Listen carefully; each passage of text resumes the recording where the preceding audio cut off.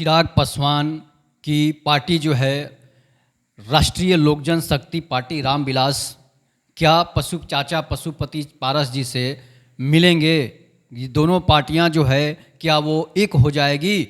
इस पर हम थोड़ा सा आपको विस्तार से बताएंगे कि जब नरेंद्र मोदी के यहाँ चिराग पासवान पहुँचते हैं दिल्ली में, जब नरेंद्र मोदी से उनकी मुलाकात होती है तो नरेंद्र मोदी काफ़ी गर्मजोशी से जो है वो चिराग पासवान को गले लगाते हैं। बाकी सांसद जो हैं वो मुंह देखते रहते हैं।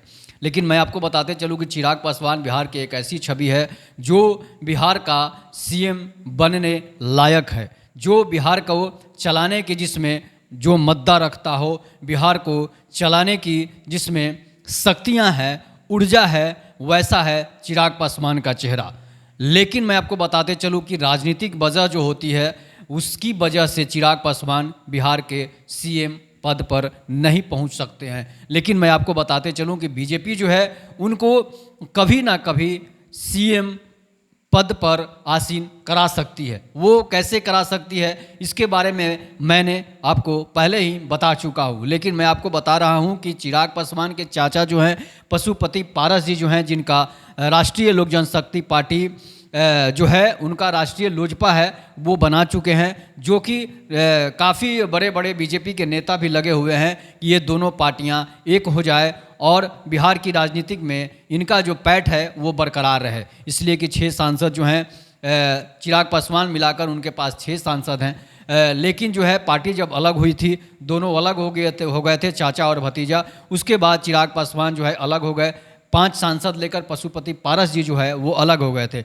लेकिन बीजेपी के बड़े बड़े नेता चाहते हैं कि दोनों पार्टियां एक हो जाए और एक बड़े मजबूती के साथ बिहार में एनडीए गठबंधन को मैदान में उतारा जाए। लेकिन चिराग पासवान और चाचा पशुपति पारस में नोक झोंक जो है वो जग जाहिर है। लेकिन मैं आपको बताते चलूँ कि पशुपति पारस जी का कहना है कि पैर छू लेने से दिल नहीं मिलता। इस पर चिराग पासवान अपनी प्रतिक्रिया दिए हैं कि मैं इन सब बातों पर ध्यान नहीं देता।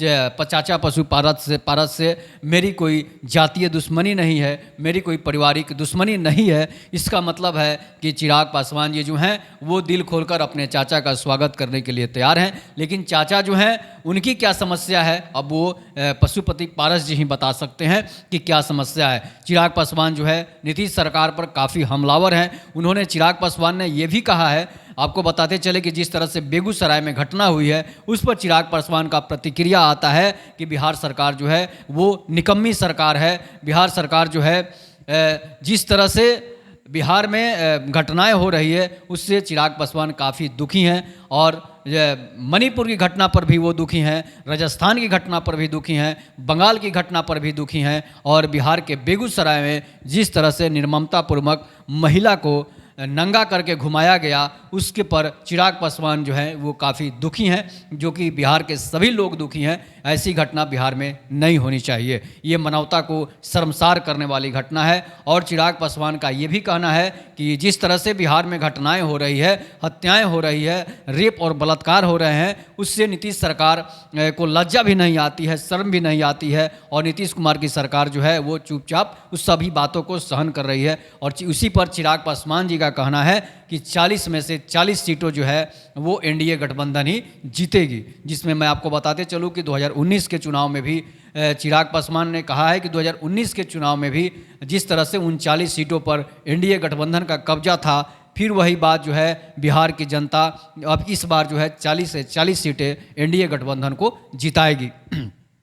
ये कहना है चिराग पासवान का, जो राष्ट्रीय लोक जनशक्ति पार्टी रामविलास के राष्ट्रीय अध्यक्ष हैं। तो इस पर चिराग पासवान ने अपनी प्रतिक्रिया दी है और बिहार सरकार को लताड़ा है, नीतीश सरकार को लताड़ा है कि बिहार में लगातार दलितों पर अत्याचार बढ़ा है, पिछड़ों पर अत्याचार बढ़ा है। उससे चिराग पासवान काफ़ी दुखी हैं। तो आप अपनी प्रतिक्रिया जरूर दीजिएगा। तब तक के लिए नमस्कार, जय हिंद, जय भारत, जय श्री राम। काट दिले पड़ेगा।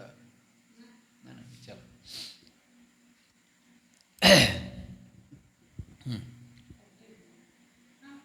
फिर उसमें क्या होगी।